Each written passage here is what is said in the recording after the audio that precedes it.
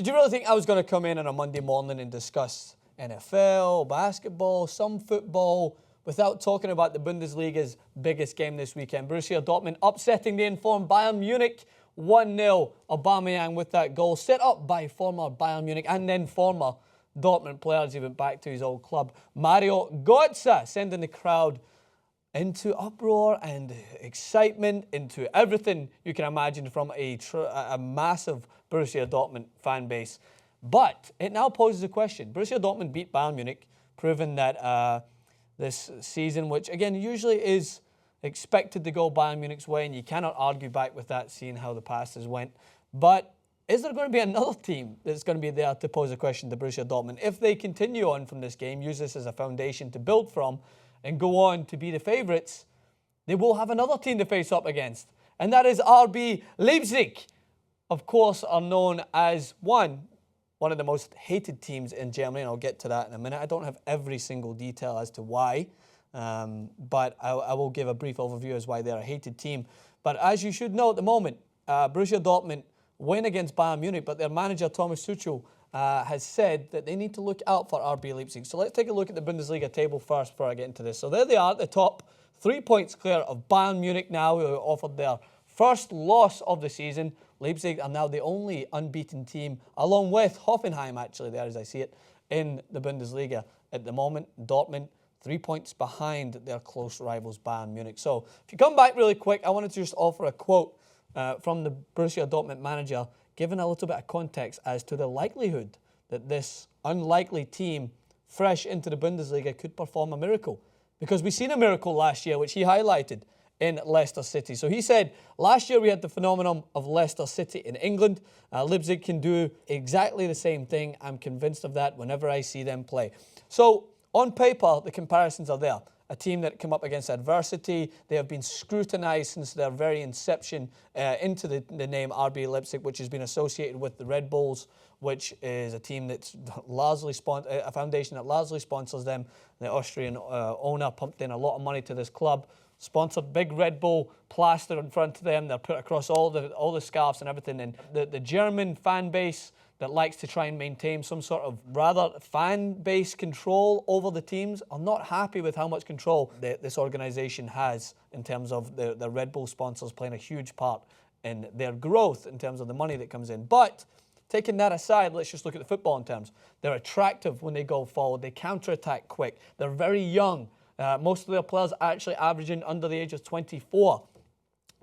They are hard-working. They close down their opponents. They actually have a Scotsman in there, even though that doesn't mean anything to Leicester. I'm going to look there. Youngster Oliver Burke, who came over from Nottingham Forest, plays his trade for Leipzig in the Bundesliga. So all of that added into one, I'm rooting for them, but there is some facts to take into consideration as to why they are not the most liked team in the Bundesliga. So let me give you a brief overview. So until 2009, Leipzig was a 5th division club called SSV Markenstadt that few had heard of before, and then an Austrian energy drink manufacturer, Red Bull, came in, bought the club's license, changed its name, crest and kit, and promised a transfer budget of around 100 million euros. Jesus Christ.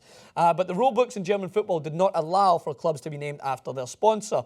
So they had to change and was christened Rasenball Sport Leipzig, which meaning lawn ball sports, funnily enough, but would actually be simply abbreviated into RB Leipzig. So therefore, you could still consider it to be Red Bull. So it was a kind of funny loophole in order to still get that name to associate it with. But they've been consistently met with scrutiny because a lot of teams in Germany like to try and uphold a sense of value that non-organisation owners can have a part to say in the club. So Borussia Dortmund's case, this means that 139,000 paying members have a veto over issues such as ticket prices.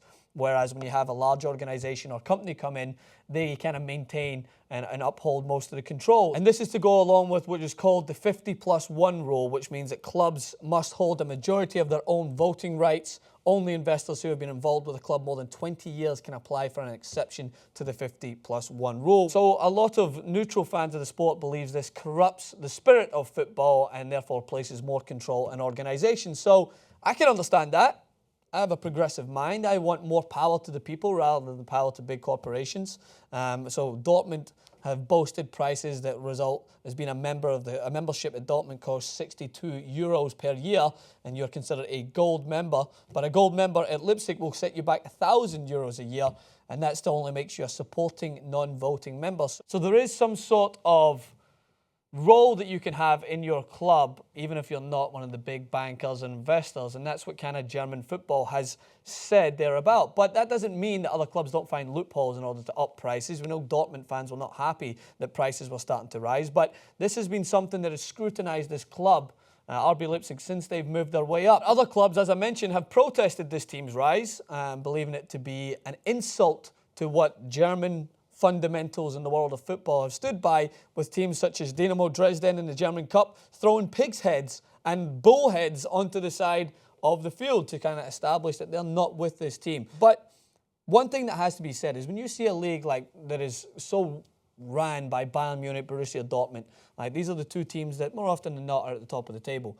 I cannot come out here and say that I blame a club for looking at ulterior ways to try and mix it with the best. It's the same with any sort of company. You want to try and mix it with some of the biggest and baddest in the world. You're going to pump in a lot of money into investment. You're going to find your way to try and compete at that top level. Hence why it's a dog-eat-dog world in terms of big multinational corporations. Google, Apple, all these. I'm not going to get into the politics side of it, but that's why you start to find they look for loopholes when it comes to taxes and making their money back, because they're pumping so much money in to compete that their only instinct reaction is to try and save money whilst they're pumping all that money in. So the Red Bulls team here are looking to try and find their way to compete with these top-level teams.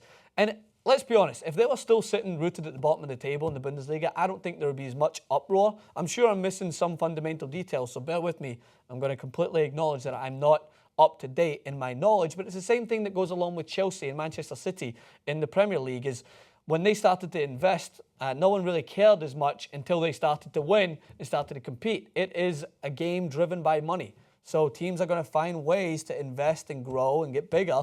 And not everyone's going to like it, because not everyone were gifted with the historical side of football like a Manchester United, who historically have been a successful team and people want to play with them. People want to invest. But then you have the noisy neighbours, Manchester City, who could never really compete with Man United until they got that wealth. Once they got the wealth, they can mix it with them. So I never really argue that money is going to play a huge role in football. I know it is. So there's no point in arguing something that's inevitable. People are shady people, and people will look to make money back, even if it's your most valued sport.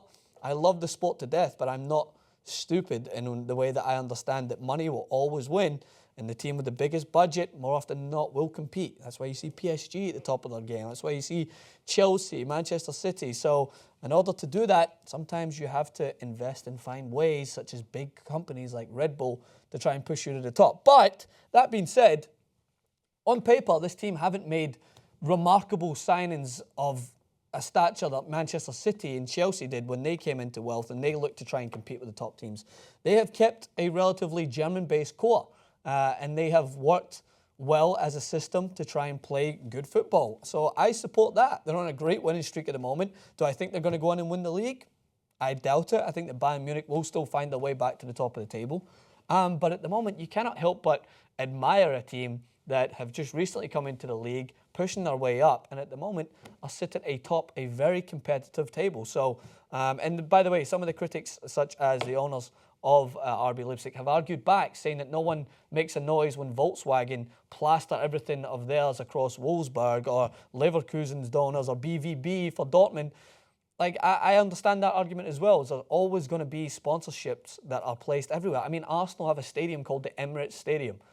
You don't see everyone going crazy. And it's funny enough, no one even cares that there's a team called the New York Red Bulls in America, because they're so numb to how much businesses play a huge role in America. They're just like, fuck it. I'm sure they're based on the Red Bulls. There's these bunch of Red Bulls that run around. That's their mascot. It's fine. No one cares.